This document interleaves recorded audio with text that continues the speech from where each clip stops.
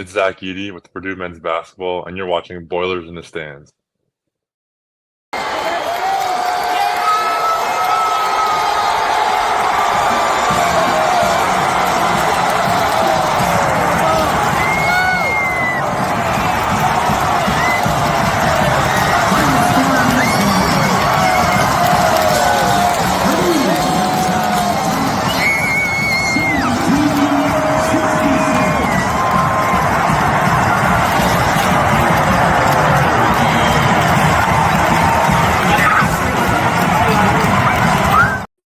Welcome back to Boilers in the Stands. I'm your host, Joe Jackson. Alongside me, as always, is my co-host, Kraig Bowers. Purdue, an exciting, dramatic win, 80-78 over Ole Miss, winning the Rady Children's Invitational on a Miles Colvin putback layup.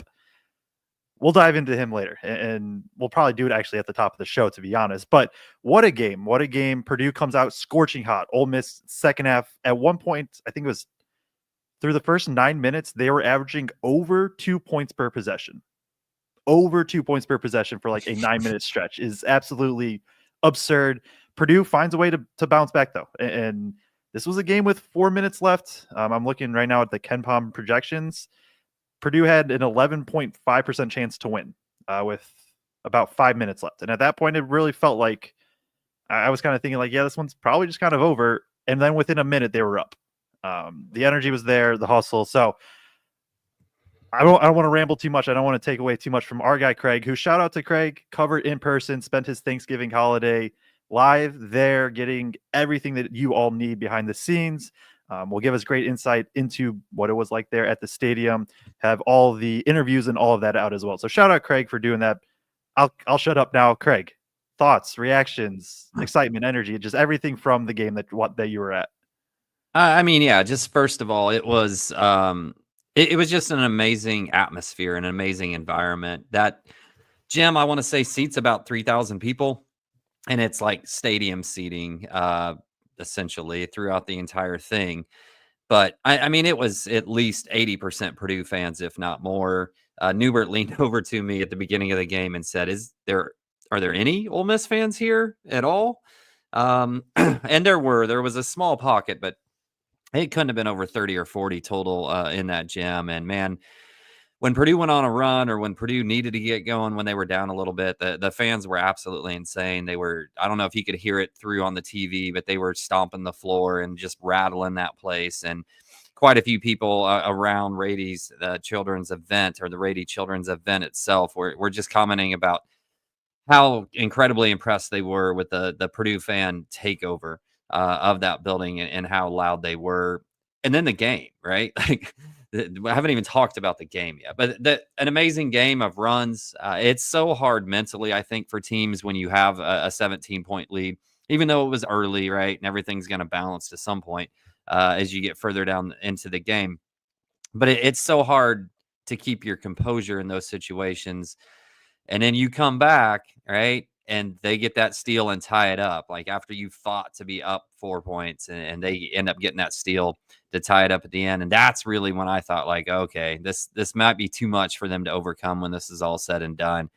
And then for Miles to fly in out of nowhere and just pull that out in the end, just absolutely amazing, crazy environment. The place was going nuts, absolute nuts when Miles makes that shot. And yeah, we're going to have to talk about Miles real soon in this game. Yesterday it was Cam, but obviously TKR, Fletcher, and Braden have been in those situations.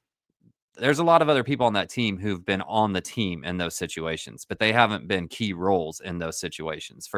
So for those guys to step up and play big when it mattered, and to have that grit to come back in that last 5 minutes after you thought it was kind of going to be a comfortable win for a large stretch of it, just, I think, really speaks volume to this team. And if we think back to that Marquette game, I don't think they had it yet then. Like, and one thing we've been saying all year, Joe, in the preseason is, like, you're going to have to give these guys time, get their minutes, learn their role, figure out exactly how they best can contribute. You've got to have those game minutes to learn and live it in real time. And we're starting to see that now. Yeah, like it was very good to see them have the composure. You expect that from Smith, from Loyer, from TKR. But like you said, Colvin, Heidi, I mean, Jakari gets. I know it wasn't a great Jakari game at all, but like he gets some important second half minutes where now he just has that experience. The rotation's also slimmed. This is a 7 to 8 man rotation depending on the game, and I do think like Purdue is not a deep team whatsoever. I don't think anybody will say that about Purdue. I will say like yesterday when we did the post game show, there was a chunk of like, hey, Jakari in that second half was really good. And Really so I good. think there doubt. And then today, like obviously was not his game. That wasn't his game, whatever. And that's why you see Colvin play all the minutes. It's obvious it's Colvin's game. They have a little bit of flexibility, but it definitely isn't a super, super deep team. They're gonna play their guys in this. I mean, the second half of the NC State game yesterday and then today was by far the best we've seen with TKR at the 5, right? Sorry, say that one more Second time. Messed it. second half of yesterday and then today's game were the best we've seen from TKR at the 5, right? Yeah, I think so without a doubt. And obviously, when Ole Miss went on their run, they did some things that challenged Purdue in terms of what they were able to do offensively and the type of actions they were running. And eventually, Painter just said, "Hey, we're going to switch everything too." And TKR did. I asked TKR that question in the post game interview, just how comfortable he was doing it, and yada yada. And he's getting switched onto a 5'10" point guard that's a really good shot maker. And I think he only scores on TKR once. I think he hits a step back 3 on him. At least that's what TKR remembered. So, at the end of the day, that flexibility in that small ball lineup for him to switch and to do okay, right? He doesn't have to be elite, but if he can be okay in that role, then it works. And this just wasn't it because everybody, all 5 guys out there basically can handle the ball and can drive to the rim, take it off the bounce and can shoot. It's not really a game where you were going to see Raleigh get minutes. It's not a game that you could have seen Will get minutes just because of what Painter needed defensively out there. Yeah. I agree with that with the rotation. I mean, we can break it up because I don't think there's honestly much to talk about. It's the starters play heavy minutes. First and Harris are the 2 off the bench. CJ gets a couple minutes. I don't think really rotation wise there's much else to talk about, right? The 5 best players for Purdue played 80% of the minutes pretty much for Purdue in this game, and that's what they needed. Let's dive into the actual game itself because this was a fun one, and I think there was definitely a little bit of a chess match going on between the 2 teams, figuring out what they wanted to do. This was a game where both teams put up a lot of threes. Both teams, I think, at various points did a good job attacking the glass. And it just kind of I thought it led to a really fun game overall, in my opinion. I understand it was more NBA style of get your matchup and attack, but I still found it to be a very, very fun game. Good and bad for Purdue with it on both ends of the ball. Where do you want to go? Let's just go to Miles Colvin. Let's just do it. We have to do it. We have to go to Miles Colvin right here. I'll take charge and say that 20 points, 4 rebounds, no assists, 3 turnovers in 25 minutes of play. Does he have? Don't forget about his blocks and steals. There it is. I was trying to find it. I just lost it. 1 block and 2 steals. Game-winning putback. He starts the game with an energy play. He finishes the game with an energy play. I'm going to let you take the floor because off-season, this was definitely more of your territory and seeing what Colvin could be.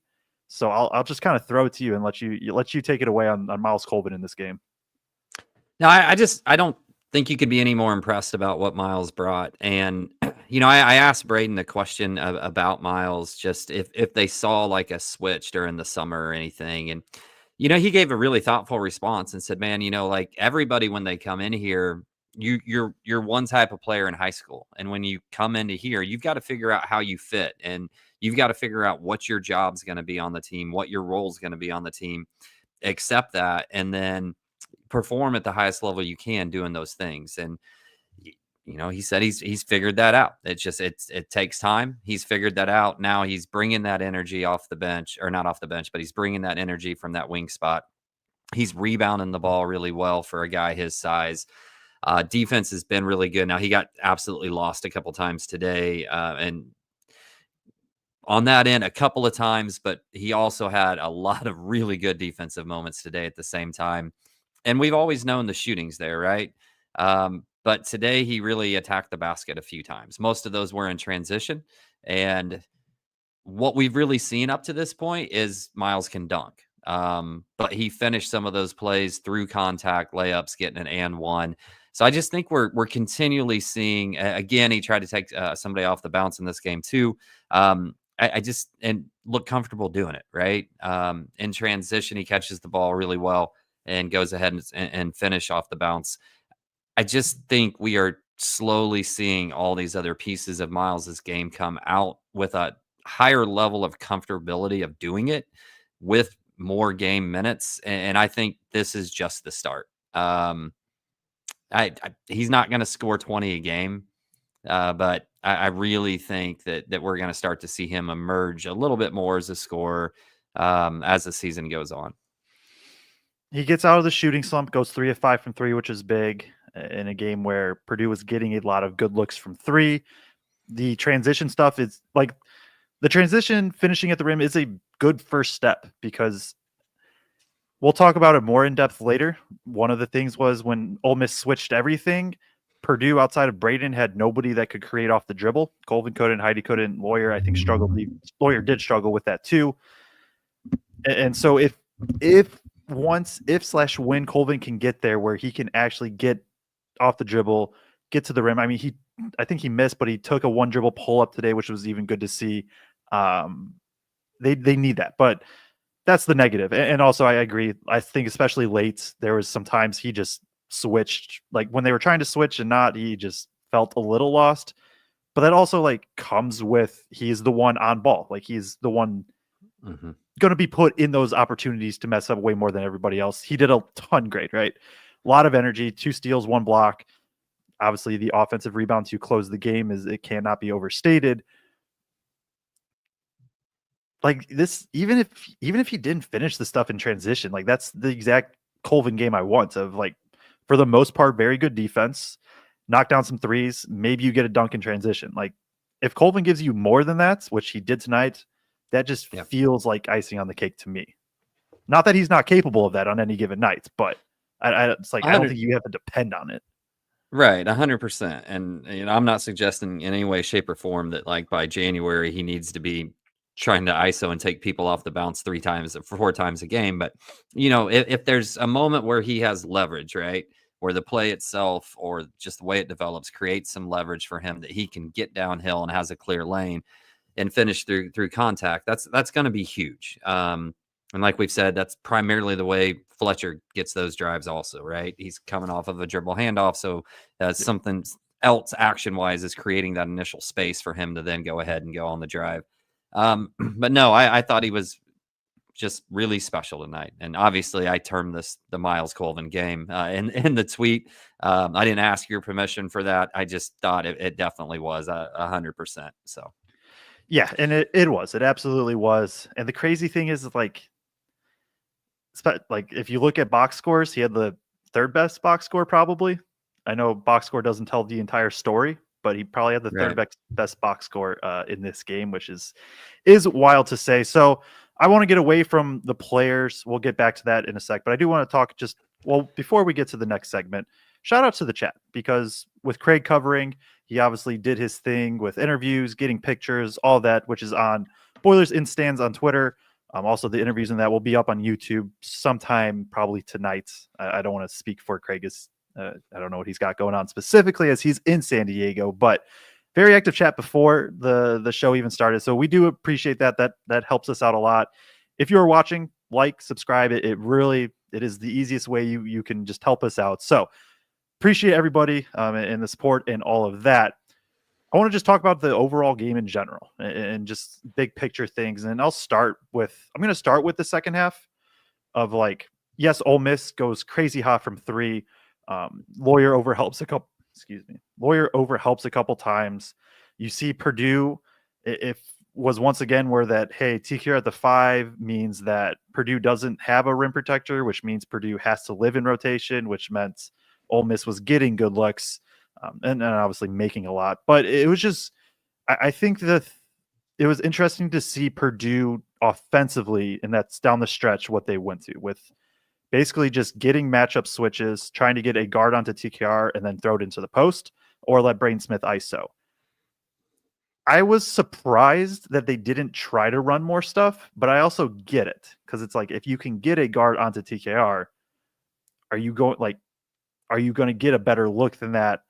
It was interesting to see the balance for me of because then Ole Miss had a stretch where they were fantastic fronting the post, and that was when Purdue just like couldn't do anything offensively. It felt like, but then get some stops. Colvin gets a run out.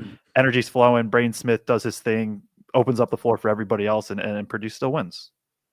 Yeah. I thought Ole Miss in the second half really did a good job of just blowing up the wings from starting their actions. And like I thought there were several times in a row they tried to get into running something and Ole Miss just blew it up. And I think at some point Painter was just like, all right, we're just going to put the ball in Braden's hands and make it a 2-man game. And then if people have to collapse down with help, then, we can swing it out and hit wide open 3-point shooters and go that route. Because I just thought Ole Miss did a really nice job of blowing that up initially. At the same time, in regards to what you were saying with fronting TKR, in the interview with Painter, I asked him about that. And what he said was that's what they were supposed to do the whole time. That's what they thought Ole Miss was going to do when they came into the game. And instead, they weren't at first, and they were doubling pretty quick after he got the ball. And then TKR was just, dicing them up with passing, stepping through that double and skipping the ball cross court to open shooters. And then eventually went away to that, and they start fronting. I think they switched. They switched Dre Davis onto him primarily, which Smith talks about. That's kind of in that situation was kind of why he didn't necessarily have the same looks that he did in the first half, just what that created from a defensive matchup standpoint. But yeah, I mean, Beard's an incredible coach, and he's going to switch things up on the fly defensively. And I thought they just really disrupted Purdue for a long time. And for them to be able to grit through and figure out some things, and really they just needed to get stops. And there was a significant stretch where they didn't have a field goal, but they were still getting to the free throw line. But they couldn't get any stops for the longest time. And really, Ole Miss still had some open looks and just finally started missing some, right? Because they normally shoot 35% from three. I think at some point in that streak, they were shooting 50% from three. And at some point, right, it came back closer to the mean of what they normally do. Yeah, I think that's a good point because in the first half especially, it felt like, man, Ole Miss, like, it was a weird combo of Purdue should be up more than 8 at half, but also like, hey, Ole Miss like has just missed a lot of shots, and then they went, sun running to start the second half. So it averaged out in the end. It was just the wildest swings and variance that I've maybe ever seen from a team from first half to second half. What did you think of eventually just switching 5 ways with TKR at the 5? Did you like it? Did you think it was more of just like what else are you going to do at that point? That's the only way they got stops. I mean, that's when they started getting stops. So do I think it's something they can do against everybody? No, I don't. Because so then you've got a guard on one of their bigs, right? And they don't have 7-footers, but 3 through 5, they've got good size.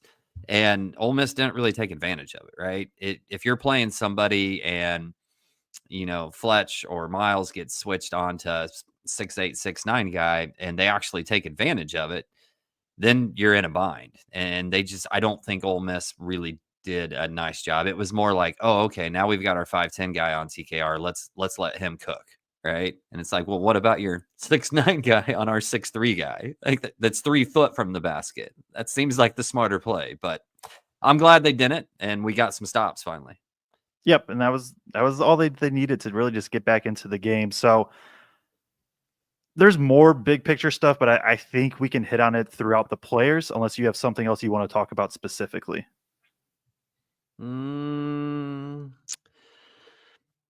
I mean, did you got those stats pulled up? Do they have what you have the team stats on it or not? Yes. This Like the team comparison. Yeah. What was the free throw differential? Ole Miss took 13 and Purdue took 26. Purdue made Okay. 7 more. What was the rebound differential? Purdue had 11 more rebounds, it looks like. When Zach Edey was on this team, we opened every single show with we're shooting, 10 more free throws than every team we play, and we have 10 more rebounds than every team we play. The last 2 games, this is what's so wild to me is like we're playing the smallest lineup Purdue's probably played in I don't know how long. And yet these last 2 games, the big statistical advantages that help you win the game are the exact same ones when we were gigantic last year. Yeah, and we've seen it now for two straight games, right? I think yesterday, or at least the second half of yesterday, it felt like we were plus 10 in rebounds or more yesterday too. I'm almost positive. Yep, and here I can look it up. This Purdue rebounded 40% of their own misses, so 40% offensive rebound percentage, which is, oh, look at this. The highest of the year, Purdue against Ole Miss, 40.7% offensive rebound percentage. Second highest against NC State, 40.6%. And then the one after that is Texas A&M Corpus Christi at 33. So there's been an emphasis on rebounding. It has started to show up in these past 2 games, and that's going to be like we'll say it every show because we have to, but it's almost one of those like we should just like get a sign that just says like rebounds and like free throws and turnovers, and we could just like point to it and be like, hey, yeah, that thing. So yeah, that's it's good to see because especially with the TKR at the 5 lineup, like there are times it's just going to be a struggle. I think like Heidi is somebody, he rebounded the ball well today, even if he didn't shoot the ball great. He didn't shoot the ball well at all, but he rebounds well. I mean, TKR had his best rebounding game of the year with 13. There was a really funny moment where I don't remember if it was Baird or Newbert who asked the question, but said something about, like Trey had been really vocal about the small ball lineup, yada, yada, yada. And Painters goes, well, if he rebounds the ball 13 times, we can go to the small ball lineup. He said if he rebounds the ball 3 times like he did in another game, right, then there's no way it works. So, he kind of just flipped it right back on him and was like, well, we can as long as he keeps rebounding this way.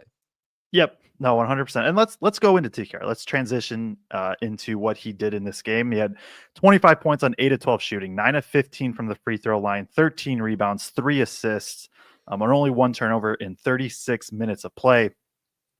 TKR did a bit of everything. Early on, they double. He kicks out to Braden Smith multiple times for 3.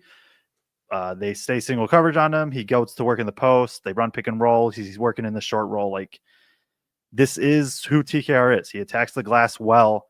I don't want to say a flawless game for TKR because I don't think it was like flawless, maybe specifically on the defensive end, but at the same time, it's pretty close to flawless.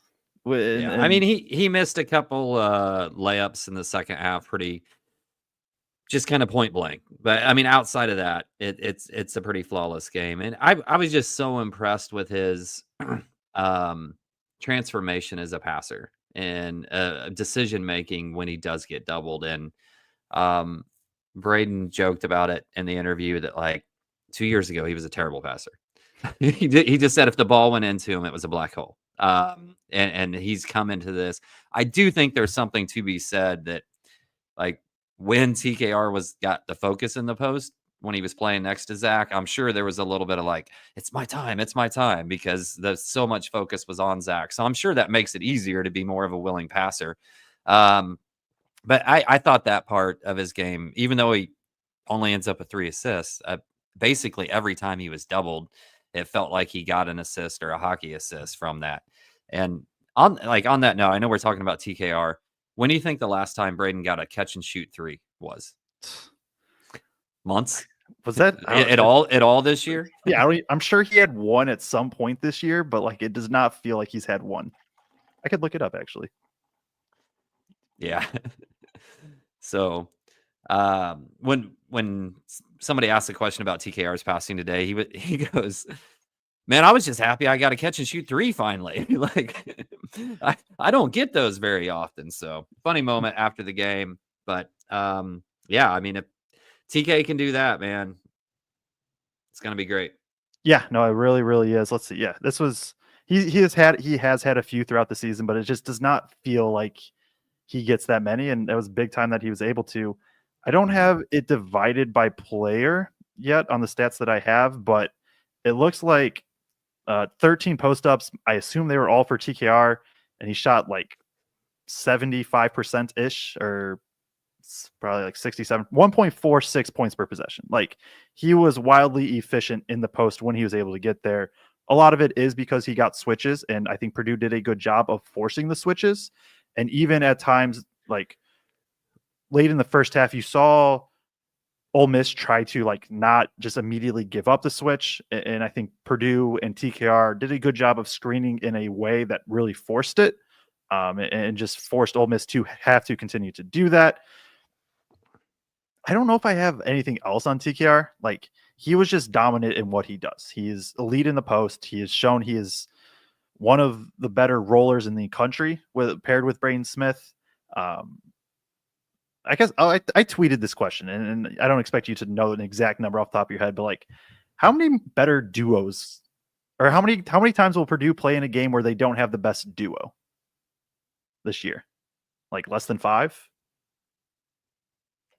You're talking guard post duos specifically? Yeah. I don't know, because everybody that initially came to mind for me were like 2 wings or a guard and a wing, not necessarily a guard and a post, but not very many. Not Maybe exactly. 10. Or, Yeah, I mean, no more than 10, I would say. Yeah, and I don't know if there are 10 teams out there that have a duo that can match them. That's how I want to phrase that. That's what I'm saying. There it is. So like, this is Braden Smith is going to be like, he had the preseason All-American hype. There's still a long way to go in this season. A long way to go. Right now, TKR is 6th in KenPom Player of the Year, like 6th in the country. That's how good he's been. Again, very early in the season, still a lot of time to go, but yeah, like it has been this 2-game stretch specifically from TKR has been crazy, crazy impressive. And another guy that was really, really impressive today was Braden Smith, as he had, what did he have? 18 points, 11 assists, 6 rebounds, only 2 turnovers, shot 6 of 11 overall, 4 of 6 from 3. Are we still concerned about his shooting numbers? I think we're good. I think we're good. I think it's funny. I think it's funny that we questioned it yesterday, and then he comes out like just right away, absolutely on fire. So I don't know. Maybe he watched the show and was like, I'm gonna show Joe and Kraig that I don't have any problem shooting the ball still. And that might be it. And Braden's another guy for me getting to the point of like, what are we supposed to say about Braden Smith at this point? He is ultra elite in pick and roll. He's the best passer in the entire country. He can go create his own bucket. He can shoot from 3. Like, what I don't know what else they're supposed to be with Braden Smith. He is maybe just the best pick and roll point guard in the country. Maybe not the best, but right near the top of just being able to consistently create good looks for either him or his team. He does such a good job of getting guys in the air where it looks like he is pulling up from the mid range, and then it's just a dump off the TKR on the short roll. And now TKR is going to be able to go up, get a little floater, get just any sort of look. And it doesn't really matter what the coverage is. This was honestly one of the, coming into the season, teams that switched everything. They were the ones that concerned me the most with Braden, of like, does Braden have it where he can just go ISO? And he's shown enough already that like, I trust it, especially if he gets a big switched on. He can set him up. And does he have the most explosive first step? No, but he has a good first step, can create leverage and get downhill. And then once he's in the paint, I mean, if he gets 2 feet in the paint, like, it's probably going to be a very good look, whether it be a Smith layup, a TKR short roll, or he's going to kick out to one of his options from 3. And that's what he felt like he did all night, where he was just finding guys wherever he needed to and let them knock down shots. Yeah, I mean, obviously, top 10 point guard in the country, probably top 5 point guard in the country. Let's not even say top 10. He's definitely top 5 point guard in the country. He does his job, right? That's something he said tonight, again and again, that he does his job. That if the defense is there, for him to go get his shot, then he's going to go get his shot. And if it's not, then he's going to facilitate. Obviously, I don't know. Did you feel like he pressed just a little bit in like those last 3 series because and tried to maybe do just a little bit too much? The one time he goes up in the air, instead of playing off 2 feet, didn't have anywhere to go with it. And we actually do recover the ball back, and then Fletcher ends up turning the ball over. But you want the ball in Braden's hand at the end of games. I'll throw that to you. Do you felt like there was a little bit too much pressing in those last 30 seconds, 45 seconds? I would probably, but also, where else are you going? Like Colvin and Rady and Loyer couldn't really create off the dribble. It was very difficult to get the ball into TKR on the post. Like Loyer had some success. Braden obviously had a lot of success. And so it's like, if you could get the ball to TKR, that's probably where you wanted it.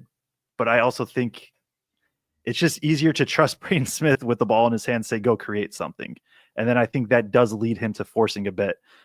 It was like it just felt like he had to me in this game, of just like he had to go do something. The way Ole Miss was playing defense, where, at times Purdue was very stagnant offensively. Braden was the one that could get downhill. He was the only one that could kind of create from the perimeters consistently throughout the entire night. And so I don't mind that he had to force. I think I would agree with you, but I don't think it's like, it feels like one of those, it's just like, you kind of just have to live with it. Yeah, you're probably right. I mean, I don't think there's anybody else you're going to give the ball to and say go. And like I said, Ole Miss was doing such a good job at that point in the game of disrupting any true sets that's give them the ball and live with it at the end of the day. So I want to make a comment on this. Yo said he drove and left his feet and threw it away. He can't do that. He's too good to do that. I am a big proponent of Braden Smith jump passes. Like I think they are very important to who Braden Smith is. He is 6 foot on a good day. He is most likely closer to 5'11". I don't know what his weight is at this point, to be honest. I could look it up. I think it might be listed here. Braden Smith listed at 6 foot, 170 pounds. He is not overly athletic. He is not the absolute quickest guard. He is an elite passer that is able to understand angles and understand how to move defenses with his eyes and with his movements. And a lot of times he has to be able to jump to get to that. Now, are there going to be turnovers from that? Yes. I would rather have a Braden Smith turnover because he is trying to make a play than a Braden Smith turnover because he's too passive or somebody else is too passive. Like if Braden Smith has to have a turnover because from a jump pass, but he is creating 3 to 7 looks because of what he's able to do in the air that arguably nobody else in the entire country can do. For me personally, I live with it. Like, yes, there's going to be a mistake here and there, but he is too gifted of a passer. I think he is too elite of a passer. He is the best passer in the entire country. He is too good to not be given the benefit of the doubt. If it was like, the only issue would be if it was like 5 times in one game and they were like lazy. I don't think I've ever really, for 95% of them, I don't think they're ever lazy. I think they're making a play and then sometimes he just really gets caught. But more often than not, he's so good, it just doesn't matter. So I just wanted to get that take out because it is something that I understand, especially like the old school kind of basketball of like, don't jump, right? Because you are going to get caught. I think that applies to 99% of players. I don't think that applies to Braden Smith. I think he is just too good at what he is able to do and able to create it from there. Now, yeah, I'll leave it at that. Like I said, there's going to be turnovers. I'm not saying it's perfect, but yeah, Braden Smith's so good. Like it isn't like, I don't know. I've been so crazy impressed with what he has done this season. And I know I am now rambling a little bit, but that's fine. Coming in with all of this doubts of, hey, what does it look like without Edie? For me, even I was like, I think he's going to still be able to get some looks. He's still going to have some assist. Like maybe the numbers drop a tiny bit in one category or the other, just naturally. And they just haven't. It is crazy what he's doing. He is assisting on nearly 50% of Purdue's makes when he's on the floor. In a game like today, he had 11 assists. Purdue had 26 makes. So Braden Smith had 6 made field goals. So it brings it down to there's 20. So there was 9 makes in this game where Braden Smith did not either score or assist. And that is just where he's at. And so this is crazy what Braden Smith was able to do. So, okay, ramble done. Enough Braden Smith talk unless you have anything else. Otherwise, we can jump to. I was going to say, what player do you want to go to next? Let's talk about Chikari a little bit. All right, Chikari, not a good game. 0 for 4 from 3, 1 foul in 15 minutes. He's a freshman. Yesterday, I came into this like, wow, Chikari was great in the second half, and I'm coming into this one was like, wow, yeah. There was a reason Chikari only played 5 minutes in the second half or whatever it was. I know you were lower on the shot coming into the season than me, and obviously more correct for sure. I still I don't buy that he is this bad of a shooter. Maybe he's not this ultra elite shooter. I don't buy that he's a 3 for 20 type shooter. I think it comes around at some points. I think Purdue needs him to knock down a shot because quietly, if Chikari was able just to knock down 1 or 2 threes, they quietly needed him for a stretch in that second half where nobody could create off the dribble. He is, against athleticism specifically, he might be the guy I trust second of just purely you have the ball in your hands. It's not a kick out. You just need to break a guy down. I think he's the guy I trust second most behind Braden, and it's a distant second, but I think they could have used that, but it's hard to do that when you're 0 for 4 from 3 and teams can just kind of sag off. Yeah, and I do think he is the guy that I trust second most with the ball in his hands to get downhill and get into the paint against a team like this.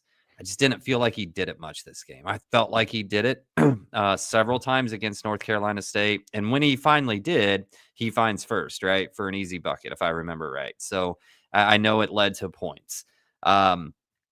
Obviously, when he's catching the ball out there with that much room, he's saying that's the high percentage shot. That's a high percentage play. This is what I'm supposed to do. Take that shot. This is the first team where we've seen them purposefully just sag off of him, though, in those situations. Not to Ethan Morton level last year, but our team is going to start to game plan that way a little bit until he can prove it. I would have to think so. It's specifically given how elite this offense is. You got to kind of pick your poison somewhere. And at some point, if they do that, I'm very confident Chikari is going to have a random 3 for 3 type game or something like that. But feels like, that's just kind of what you live with. No, and I thought he still did good things defensively out there. One play specifically, I remember he gets beat off pick and roll right away, and it was by a 6'7", 6'8" guy, 6'7" probably. And he fights to get back on top and affects the shot. The guy ends up missing it. Did a really, really nice job on that play specifically, but I thought in general he was fairly good defensively in a game where several were not good defensively tonight, if we're just being honest. But if they're gonna sag off like that, my only thing that I would point to at all in this game, if I was going to question anything Painter did in game, is I just thought there had to be there had to be a spot there where he pulls them faster and just says, all right, this is their game plan. If we're going to play 4-on-5 out here, anytime that it gets kicked out to him from outside, then it's got to be Miles or it's got to be if you want Miles to get a few more minutes rest, then throw CJ out there in that situation. Because obviously CJ wasn't in long. He didn't stand out as doing anything wrong in those minutes that he was in there. Didn't really get a shot opportunity either. But if CJ gets that ball out there with Chikari, he's proven to be a higher level shooter at this point. So that would be my only one little thing would be all right, Chikari was incredible in the second half, especially yesterday. Lots of high effort plays, lots of energy plays, second chance opportunities, really good defense. Tonight wasn't his night. And we've got that is the one position like that, interchangeably to some degree, bring different things where CJ could play that spot, Miles can play that spot, maybe pull the plug just a little bit quicker. Yeah, and I think that is fair. I'll bring up the rotation because it was. There's some comments on like Twitter and stuff about it too. It was 100% just. I'm looking at that second half stretch specifically. That stretch was where it's Jakari and Furston. That stretch was specifically to set up the starting five playing the last 10 minutes. And I think he just wanted Heidi and Colvin to be a bit fresher, especially Colvin, who is being tasked with a lot picking up full court, defending on ball. Probably would have liked maybe a minute or two earlier, but like I understand why Painter did it, of just needing to get Colvin to be a little bit fresher. But I agree. When Harris missed it, was it 2 or 3 relatively quickly together? Felt like, yeah, you had to go back to the starting five, and maybe you could have just done it a minute or two sooner. I'm not like I said, I'm a big Jakari guy. I think long term he is very, very good. This was not his game. And that's just how it's going to be. There's going to be games where he plays. There's going to be games where CJ Cox plays. I will say with like the shooting, CJ Cox, we've obviously seen get very hot, and he's had much less, fewer chances to do it. He is only 4 of 13 from 3 on the year, and he's 5 of 13 from 2. Crazy small sample. We know he's going to knock down shots. But I guess that's maybe part of it too. It's not like CJ's lighting it up from 3, aside from that Bama stretch. And maybe that's just, like it feels like a CJ. I don't know. I don't actually know why CJ doesn't quite get more minutes. It might just purely be he likes Jakari's defense a bit better, and that's it. But I will say, yeah, I'm not positive. I trust. I know it's really only been the one game where he's showing it. I trust the shot a little bit. Yeah. No, I agree. The shot's going to come back for Jakari. I think he is too good of a shooter for it to not at some points. And when it does, that's going to be very, very big for Purdue. Also, guys, Jakari's low key been a really good decision maker. Like, yeah. And that's something Painter loves, right? He doesn't really make mistakes with the ball. And when he does get into the paint, he makes good passes. He finds guys for good looks. Yep. No, you are definitely right there. He has the 4th highest assist rate on the team, behind Smith, TKR, Berg at 14.4, and then it's Jakari. He does good things with the ball. Just gotta knock down a couple shots. Like if Jakari goes even 1 of 4 from 3 in this game, I don't think we're getting the comments of like Jakari's awful, Jakari's unplayable, like that there's been throughout Twitter and all that. Like, I'm not. I think those are very much an overreaction and to what Jakari brings. We probably spent a little too much time on a guy that didn't play that much in the second half, but also when I get that, but basically like 7 deep. There's been comments in the chat. There's been comments out there, so I did want us to at least address it in some way, shape, or form. So, we want to move to Fletch here. Yeah, 13 points. There they are. 13 points, 3 rebounds, 2 assists, 2 turnovers, 3 of 5 from 3, 4 of 7 overall, 2 of 3 from the line. Wasn't a great defensive game from him. You see him overhelp a little bit, and allow some threes. He also knocks down some threes and was very important offensively as just kind of this pressure release. And this wasn't like, I mean, he had 13. It felt like a quiet 13 to me. It didn't feel like he was super, right? Because Loyer especially spread out. He can be very loud of like, man, he had 15 points, but it was noticeable. This didn't feel like one of those games to me. No, I mean, to me, this was one of like Fletch every once in a while is gonna like pop off for 20 to 27. But like 13 to 15 is just like the standard. This is what we're gonna get from Fletch. And it may be that he knocks down a few threes and has a really high shooting percentage and he gets to 13. It may not be that kind of night at all. And he digs and gets to the rim, creates contact, gets fouled, gets to the foul line and scores 13 to 15. Like, I feel like we're to the point where we can just bang. There were some games last year because of how much Zach could score in a game where Fletch might have like a 3-point game or a 5-point game or something like that.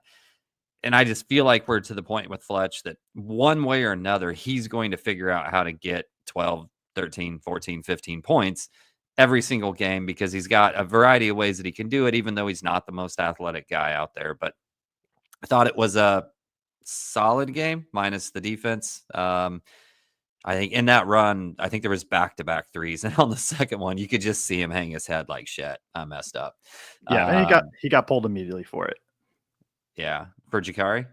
Yeah. For Jakari, and then a minute later, Loyer subbed back in, and Colvin sat for the couple minutes. I gotcha. Yeah, I don't know. This was...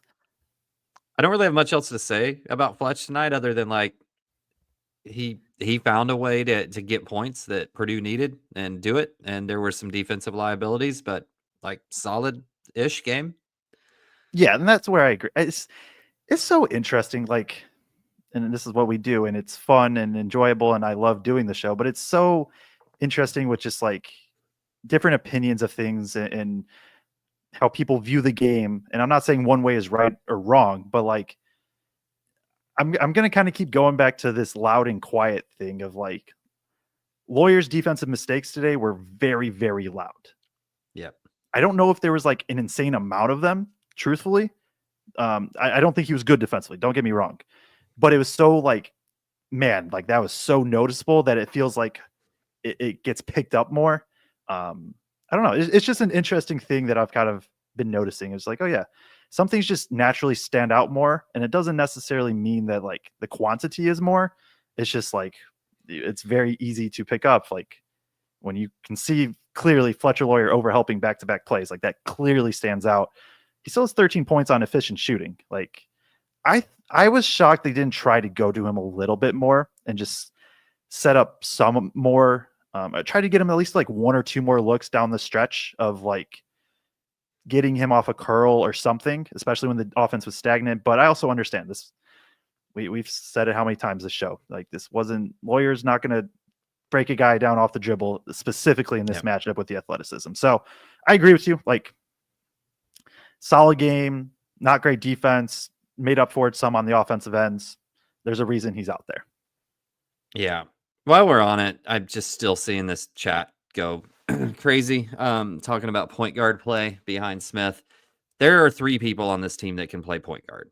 It is CJ Cox, it is Jakari Harris, it is Braden Smith. That is it. End of discussion. Those are the only three people that have a good enough handle to be able to do that, to actually be able to get around defenders, especially if they throw a second defender out them that are shifty enough with the ball in their hand to be able to consistently control it in a manner that is acceptable enough to play point guard. Full stop.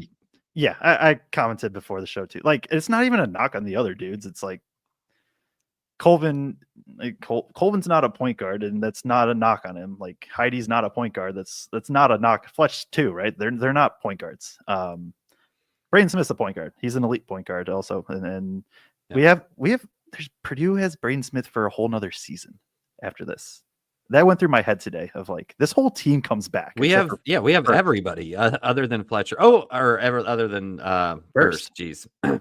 Who, by the way, has never lost a MTE with Purdue in his 4 years here. Really? No. I mean, I believe, yeah, because what freshman year was until Marquette, we had not lost a non-conference game his entire career. Yeah. So obviously we've won every MTE multi-team event. Crazy. Yeah. I mean, we're not counting, like, the Big Ten tournament and the NCAA tournament as multi-team events. Those are tournaments. So yeah. MTE November, always. So a couple more players to get through, and then we'll probably wrap this up. But do want to just once again shout out the chat. Do enjoy all the interaction. That's what makes this show fun. The disagreements, the back and forth, and just all of it. It makes it a lot of fun. If you're here, like, subscribe. Like I said, it does really, really help us out as we have a ton of content coming for your way. We've talked about the... Oh, hold on. Fletch, though. So when Braden... was that the play? When Braden left his feet... No, it was when he got trapped. Right at the end. Was it the second to last play? Braden gets trapped at the top. He finds Loyer. He gets the ball to Loyer. Loyer is wide open from 3. He needed to pull it. Instead, tries to drive it in. Like, you gotta pull that, Fletch. You gotta pull that. You're as good or better a 3-point shooter than attacking the rim. I'm sure in his head it's like, at least get fouled so I get to the free throw line because I'm gonna knock them both down there, which he always does in clutch situations. But man, just pull that shot. And because instead we lose that possession. So I thought he was pulling it when he caught it. I was shocked that he didn't. When he put the ball on the ground and turnover, and shout out Miles Colvin getting the putback, as we talked about at the top of the show. Really only 2 guys we haven't talked about. CJ, well, 3 guys. CJ, no stat line in 5 minutes. Nothing really. I'm just going to say there's nothing really to talk about there unless you have something. But 2 other sitting 10 feet away from them when they're on our end defensively, his hands are so active. Like, as soon as anybody catches a pass, it's like boom, boom. Like, that's what Ole Miss does to me. What they were doing to TKR, like early in the game, like as soon as TKR was catching the ball, they were trying to slap hands on that ball. He is so good about doing that without fouling. I just wanted to mention that, of being like that up close and live, watching that today. It's amazing to me.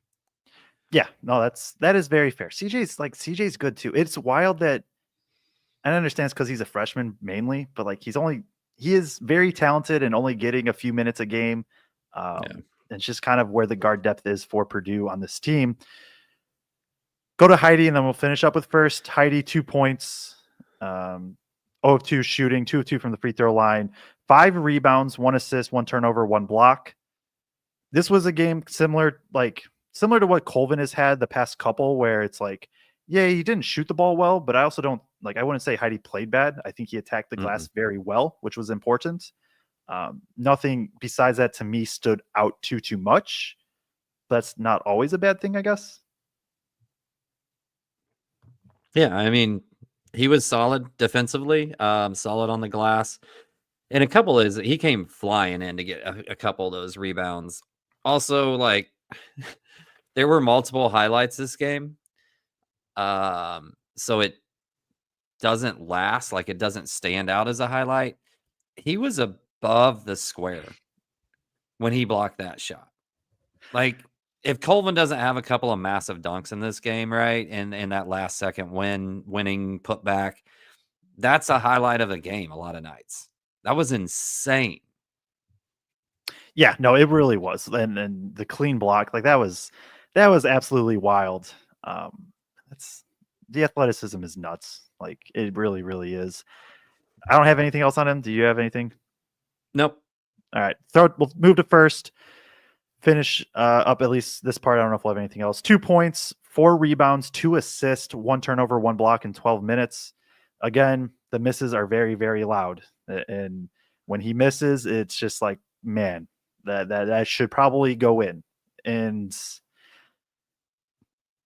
it's just like at this point, it's probably that's just who Caleb First is, right? Or do you still have any hope that it continues to grow? I mean, he was better than what he was last year. Do you have any hope it gets back still? I still have hope. He's just got to be stronger with the ball, man. And like, I don't know. I don't know. I mean, it feels like right now the scouting report is like, if you tack the ball when he gets it, he'll turn it over. He's not strong enough with the ball. So everybody goes after it right away as soon as he catches it. In one way or another, he's got to figure out a way to do that. I thought he was pretty good defensively in the minutes that he was in there. He walls up that one time and gets the block at the rim. And like, it was nice to have a little bit of a rim presence on defense when he was out there. I don't know. It's year 4, so I don't know how much room there is for growth. But like we've said multiple times, maybe it's just a matter of getting game minutes, because he really didn't get game minutes last year in a high dose. But we have to have him, right? Like, there's no other option that we feel comfortable with. So one way or another, I guess we're either going to live with it. He's quietly done a lot nicer job shooting his free throws. I do have a funny story. So when he was shooting free throws on that end, and I was right behind the basket. I was actually standing up quite a bit today because there was fans sitting right in front of us, so it was hard to see. And then there's a basketball stanchion, so I couldn't even see the corner to my right, like at all.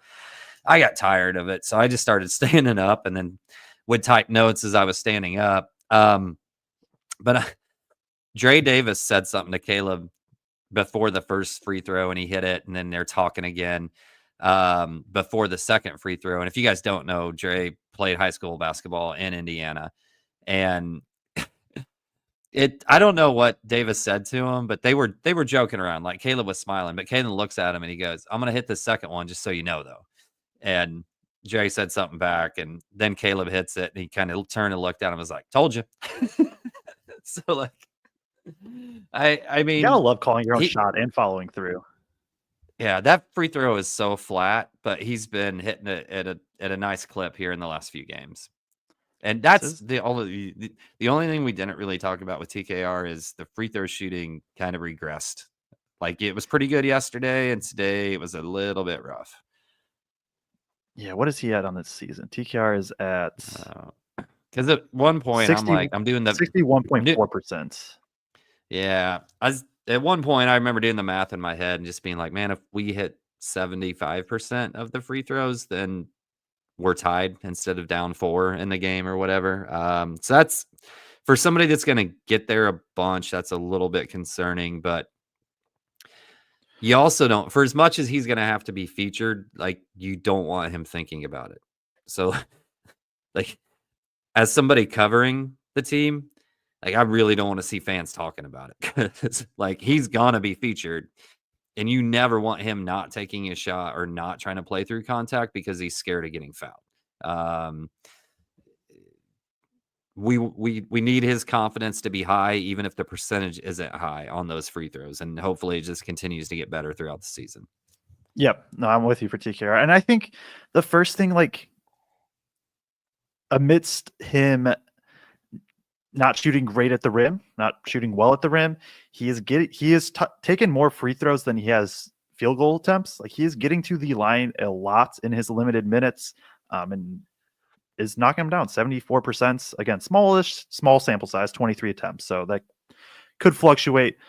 He's a career 67, but like if in his 10 to 14 minutes, if he could go like 1 of 2 from the field and like 3 of 4 from the free throw line and grab a couple rebounds, it's like that feels like the perfect kind of role for him, in my opinion.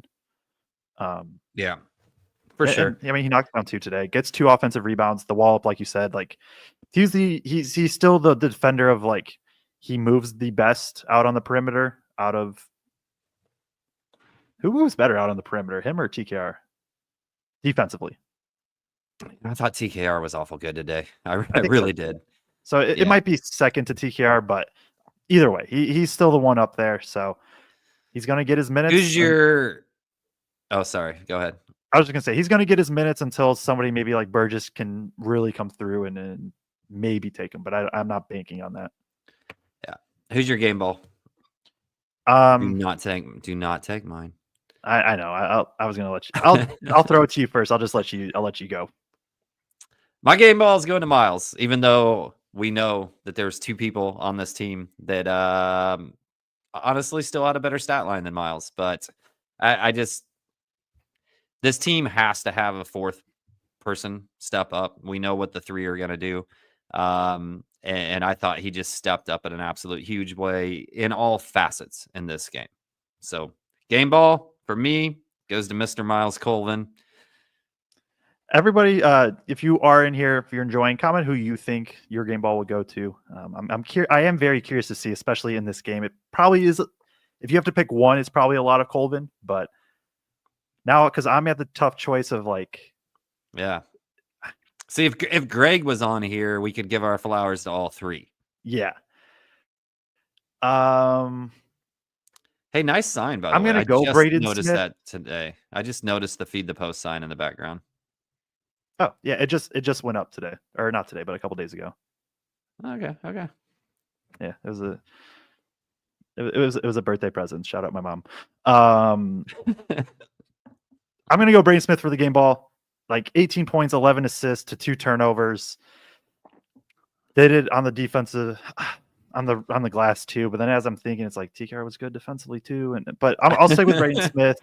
And just like I said, best passer in the country. Somebody did say Ryan Nembhard. Okay, I can at least understand that one, but top 5 point guard in the country easily. And he did what he had to do today, knock down shots, bounce back well. So I'll give it to him, but really good game overall from really all the starters. Heidi doesn't have the box score probably to match, but just this is a big time win. And we have a couple of start comments. So I know one of them talk to this, but Greg just texted me and said TKR's his game ball. So there we go.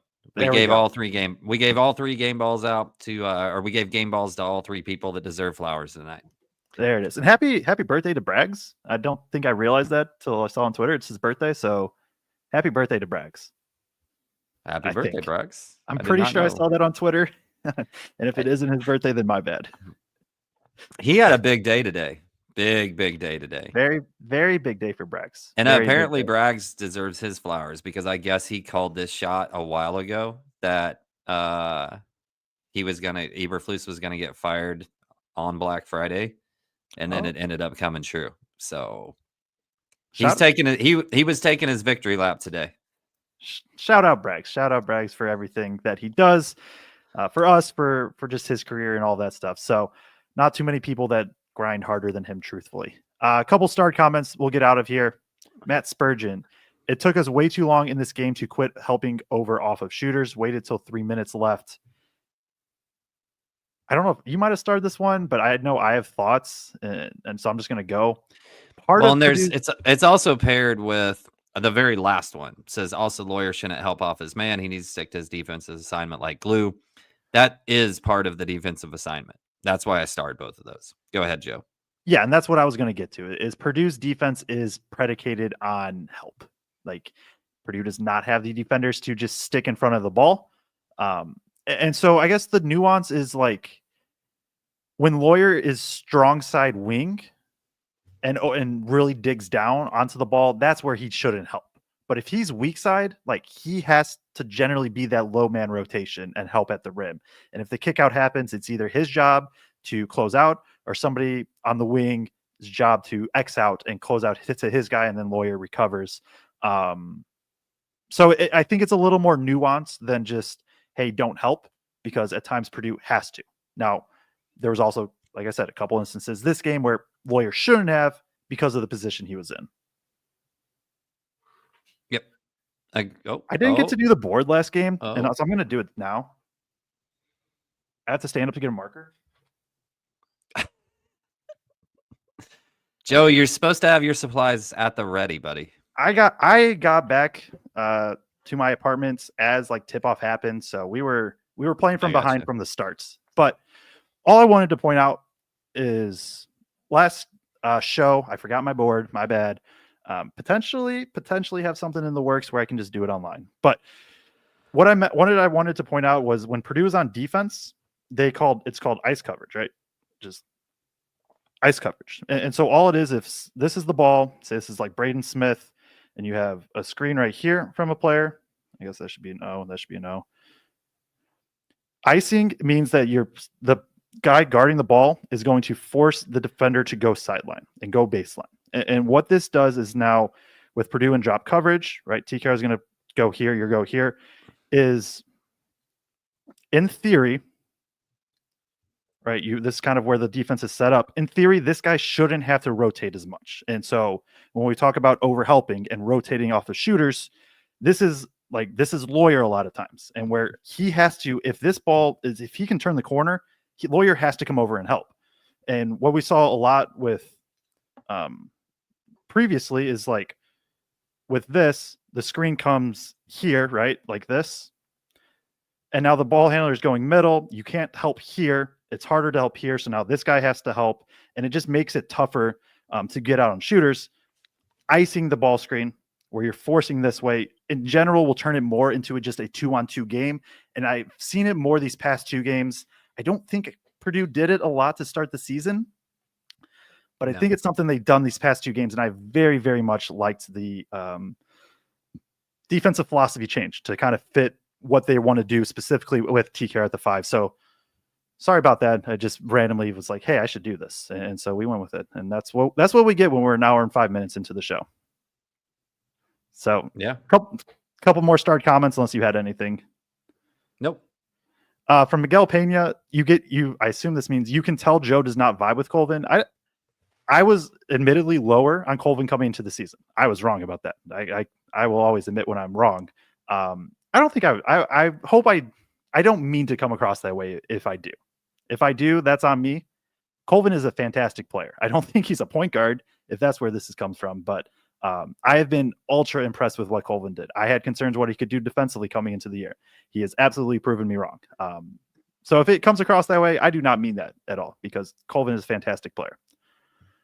From Jason Depew, Kraig, did Chris Beard's pullover have Bob Knight's stitch on it? I know he's from Knight's coaching tree. If it was, I think that's cool of him honoring one of his favorite mentors. I have no idea. I honestly didn't get a good look at his pullover, so apologies.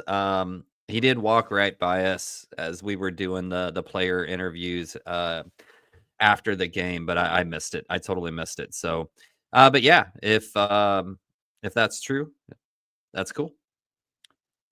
There we go. From Chris R. I have no idea how the free throw differential wasn't more against a Chris Beard style defense. Do you have anything on that? So the interesting thing to me, and I don't know what it looked like on TV, I do think their defense did a really good job of blowing up action before it started. But this did not feel like a Chris Beard style defense in terms of like that crazy on ball pressure to me. Sitting courtside. It didn't seem as intense as some of those Chris Beard teams that we've seen. I don't know. What did it look like on TV, Joe? I don't think I didn't have much of an issue with the officiating. Maybe when Braden Smith got trucked at the end, maybe that was kind of like, hey, that was interesting that wasn't a foul. I don't think I had any really issue. Like you said, this isn't like they're aggressive, but it didn't feel like they were like overly physical. Like Marquette was Right. probably a more physical defense 100%. than Ole Miss. Totally agree. Yep. All right. Last one from Jared Kosaki. Is NC State and Ole Miss good resume wins? I'm the quadrant guy, so what? You want me to handle this? I'm the quadrant guy. That's true. I'll say Ole Miss yes, NC State no, and then I'll throw it to you. Yeah. So in neutral sites, anybody that's 1 through 50 in net is considered a quad 1 win. Anybody below, I don't remember where quad 2 ends, but North Carolina State will at least be quad 2. If you were looking at KenPom right now, I don't even know if the net's out yet. Is it? I don't think it comes out till later. Monday for the first time. Okay. Ole Miss is definitely in KenPom. I think Ole Miss is like 41 or something like that. So I think they'll rise. Their strength of schedule wasn't very good, so I think they'll rise over the next month or two. I'm pretty confident saying that that's going to stay a quad 1 victory. North Carolina State, I don't think has a chance to come up to a quad 1. I'm likely going to be quad 2.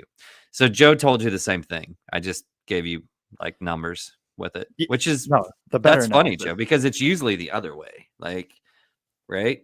We're versatile. So. We're versatile on the show. We can, we can switch and we can figure out what we need to do. We can, like Braden Smith and TKR. Sometimes Braden Smith runs and handles the ball. Every once in a while, TKR, he'll be the one handling the ball, and Braden Smith sets the screen. So there we go. Making point guard. Exactly. So Purdue gets into Big Ten play next week at Penn State to start the season, home against Maryland.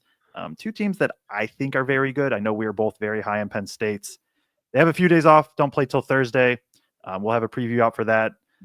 Do you have anything else surrounding this game, San Diego trip in general, anything of that sort? This next 4-game stretch is low-key pretty crazy. Because I think the way Penn State and Maryland play, both will present some challenges for Purdue.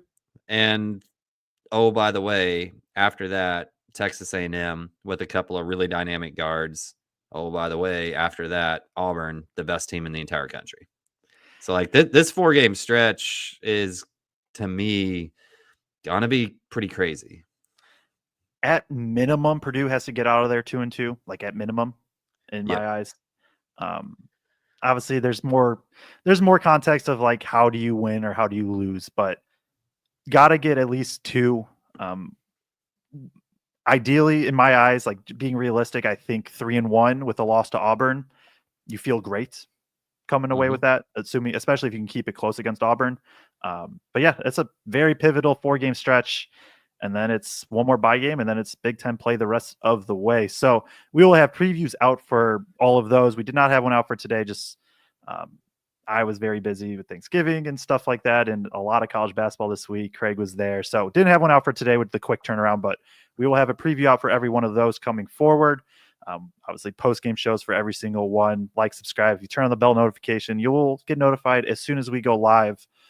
Generally, from here on out, it'll be either right after the game for away games or 10 to 15 minutes for home games. But turn on the bell notification, then you'll know exactly when we do go live. Be on the lookout for the interviews to drop on YouTube, as Kraig has those posted. Also, some behind-the-scenes content posted on at Boilers in Stands on Twitter. Shout out Kraig for all the hard work that he has done during this trip. Shout out all of you for tuning in and allowing us to be able to do things like this. So appreciate everybody tuning in. Hit the like and subscribe button on the way out, and we will catch you all sometime next week for the Penn State preview, and then the Penn State post game, which is Thursday. That is a Thursday. That is a 6:30 p.m. Eastern time tip. So appreciate everybody tuning in, and we will catch you all then.